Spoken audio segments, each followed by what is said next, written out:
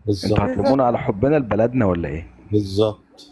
ولا لازم ناخد فلوس عشان خاطر نقول مثلا تمام عشان نبين لكم ان احنا بنحب بلدنا؟ لا احنا مش زيكم، احنا مش زيكم والله. ده احنا بس فربنا اذا يرزق كنا كل الناس بندعم يعني. بندعم من حبا في بلدنا، مش انا كنت بدعم رئيسي وبدعم بلدي من اللي انا شفته من انجازاته.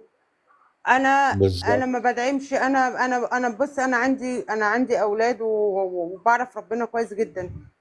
انا كنت بدعم رئيسي، فانا شفت الراجل ده ما بينامش شغال مشاريع مش عشاننا يعني. المشاريع لسه هتخلص مثلا 30 20 30، او مين هيستفاد بيها؟ مش اجيال الشعب. بتسلم اجيال، الاجيال اللي جايه والاجيال اللي بعدها تشوف الانجازات دي. علشاننا زي علشاننا ما علشان جه ولادنا. اسمه وزاره التخطيط بتخطط لقدام.